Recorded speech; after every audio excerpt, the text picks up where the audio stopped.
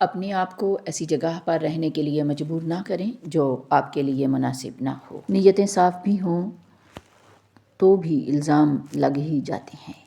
بس اللہ پر یقین رکھو، وہ تمہیں ویران کنویں سے نکال کے ساری سلطنت کا بادشاہ بنا سکتا ہے۔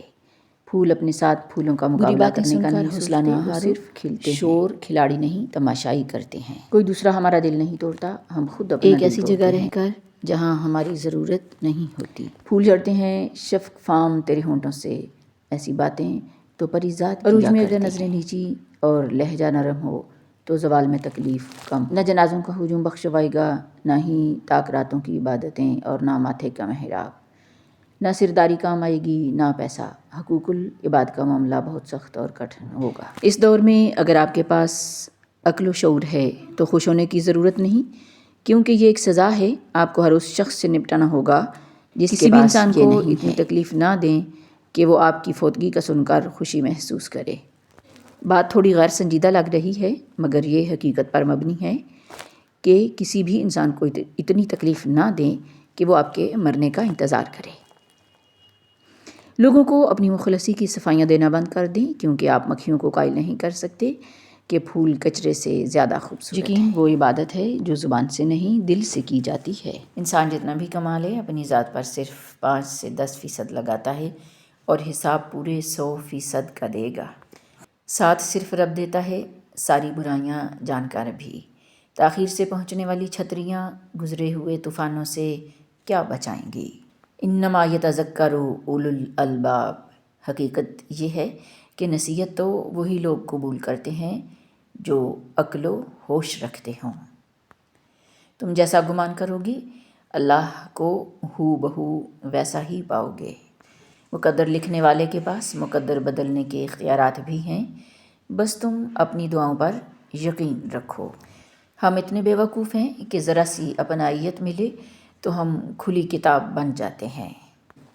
وہ ایسے ذرائع سے وسیلے بناتا ہے کہ بندہ حیرت سے آسمان کو تکتا ہی رہ جاتا ہے۔ دوسروں کے چپو توڑنے سے آپ کی کشتی کی رفتار میں رتی برابر اضافہ نہیں ہوگا۔ اصلاح کرنے والوں سے کبھی تعلق مت توڑیں۔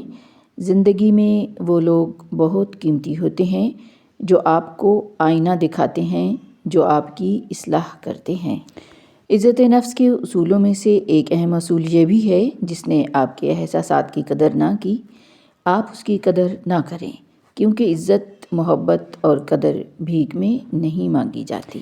جب آپ اپنے مائنڈ میں ایک مضبوط خود کی تصویر بناتے رہیں گے تو کامیابی محسوس ہونے لگے گی۔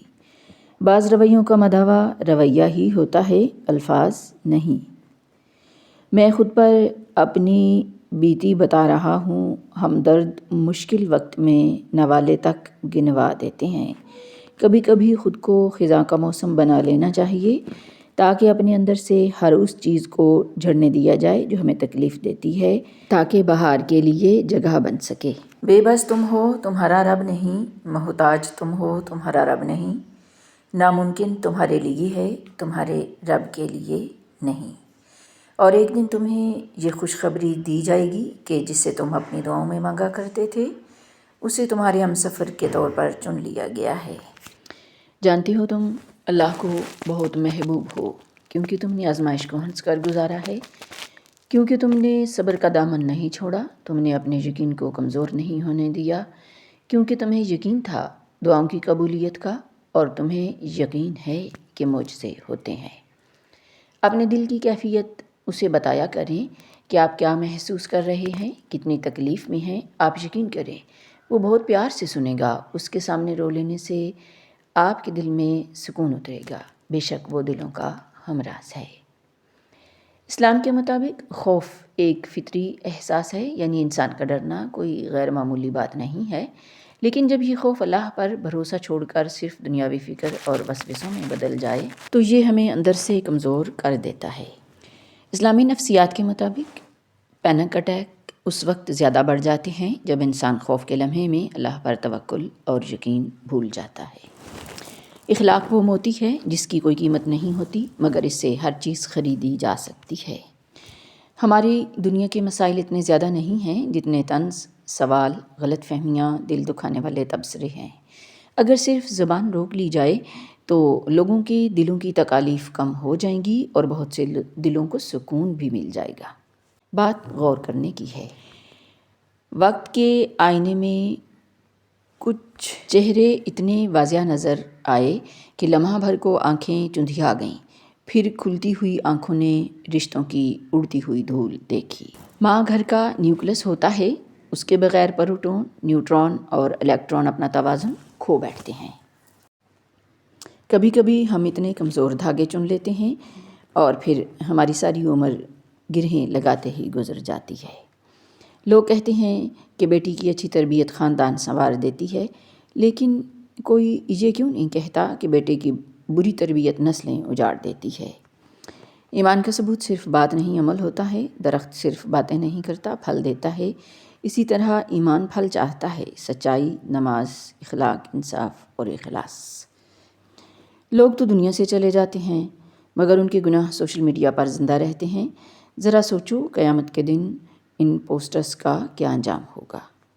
میرے خیال میں تو یہ ایک جاری گناہ بن جانے والی چیزیں ہیں جن کا گناہ اور سزا ہمیشہ جاری رہے گی ہمارے لیے۔ آج ایک چھوٹا سا نیک عمل کریں۔ جو لوگ اپنے سٹیٹس اور پوسٹرز پر گانے، فضول ویڈیوز یا بے فائدہ چیزیں لگاتے ہیں انہیں ابھی بند کر دیں، اور غلط جو بھی پوسٹ لگی ہوئی ہے اسے ڈیلیٹ کر دیں۔ کون کون آج سے یہ اچھا قدم اٹھانے کے لیے تیار ہے، ری ایکٹ کر کے ضرور بتائیں۔ کل ایک انسان مجھ سے روٹی مانگ کر لے گیا اور کروڑوں دعائیں دے گیا، پتہ ہی نہ چلا کہ غریب وہ تھا یا میں۔ ہجرتوں کے ثواب اپنی جگہ گھونسلے گھونسلے ہی ہوتے ہیں۔ زندگی کی اصل خوبصورتی یہ نہیں کہ تم کتنے خوش ہو، بلکہ زندگی کی اصل خوبصورتی تو یہ ہے کہ دوسرے تم سے کتنا خوش ہیں۔ شادیاں کرنا، بچے پیدا کرنا، انہیں پالنا کوئی بڑا کام نہیں۔ یہ ذمہ داری جانور اور پرندے بھی خوب نبھا رہے ہیں۔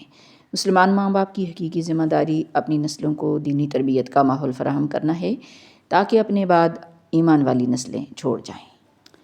ہر ٹھوکر آپ کے خلاف نہیں ہوتی، کبھی کبھی قدرت آپ کو نرمی سے تھام لیتی ہے تاکہ آپ کو ایک ایسے دروازے سے روکا جا سکے جسے پار کرنا آپ کے لیے ٹھیک نہیں۔ سب راستے بند ہو سکتے ہیں مگر میرے رب کی رحمت کا راستہ کبھی بند نہیں ہو سکتا۔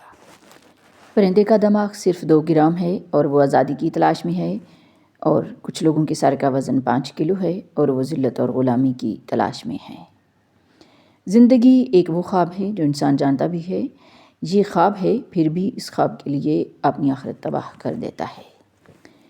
جب اللہ کی مرضی کے بغیر اس کائنات کا ایک پتا بھی ہل نہیں سکتا تو پھر تمہارا اللہ سے بار بار رجوع کرنا، اس سے مانگنا بے وجہ نہیں ہے، جو تمہارے ہاتھوں میں اب اتنی جان ڈال دیتا ہے کہ وہ دعا کے لیے اٹھ سکے اور پھر ان اٹھے ہاتھوں کی لاج بھی رکھتا ہے۔